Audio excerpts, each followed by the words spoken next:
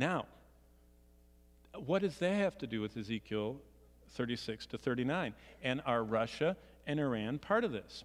Well, let's go there to Ezekiel 38 and look at verse 1. The word of the Lord came to me, saying, by the way, who's the me? It's Ezekiel.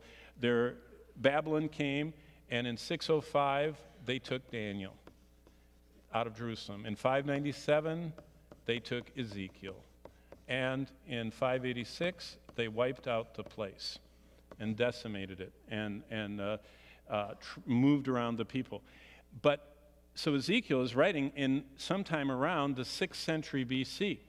Only reason I told you that is to give you a little number. Hesiod, who was 200 years before Ezekiel, said that the Magogians were the Scythians. Herodotus, who is 100 years after Ezekiel, said that the Scythians were the Magogites. Philo, Josephus.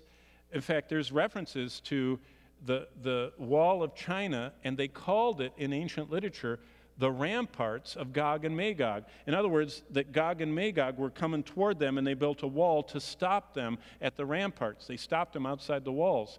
So whoever is outside of China is this Magog people. And by the way, the killer is if you go to the Kremlin today. I wouldn't suggest it. Today is not a happy day for us to go there because they're not happy with us. But if you did, the first building inside the Kremlin is the Russian kind of Smithsonian. And the Smithsonian has all kinds of exhibits about the Scythians. Now, let me just show you this real quick because we have 1 minute till we're late. If you were a Roman in the 1st century, right here, this would be the whole world, the red. This is the Roman Empire.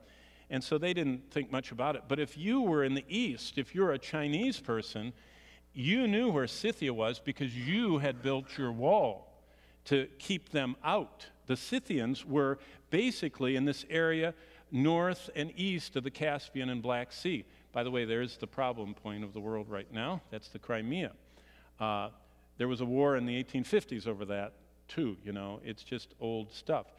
So the Chinese would have known who the Scythians were. Basically, this is the Persian and Greek Empire, and they don't mention them that much. But boy, the Russians do. These are the camps of where the Scythians were. They were nomadic people in what are called the steppes of Russia. See the Caspian, Black Sea, there's the Crimea again. They were fierce horseback riding warriors that chopped people's heads off, cracked their skulls, and drank their blood from their skull as their cup. I mean, they were bad guys, in other words. They were very accomplished, and they conquered all the way down to right there. That's Israel, and there's a city there called Scythopolis. That's the city of the Scythians right there. That's how far down they came, and then they were pushed back. So, I mean, the Russians know exactly who they are. Now, let's go back at this to answer the questions. Does Ezekiel 38 and 39, Magog invasion, does that happen before the tribulation? That's one view.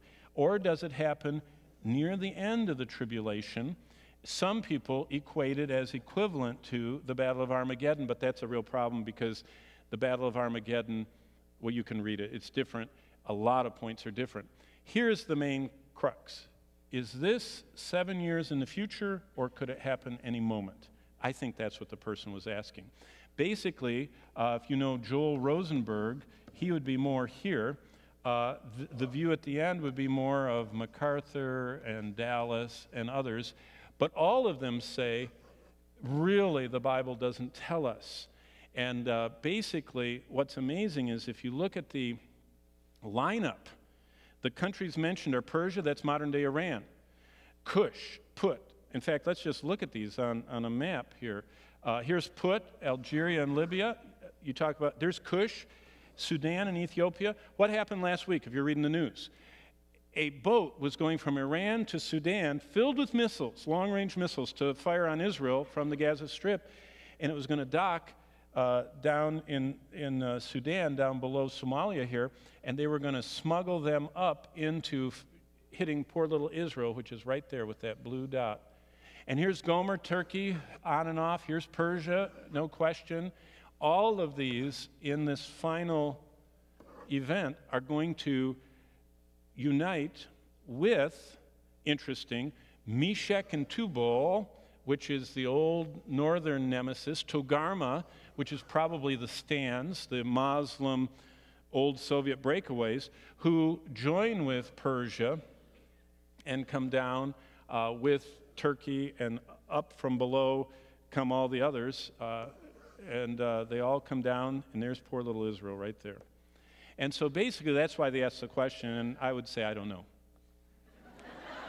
So, okay.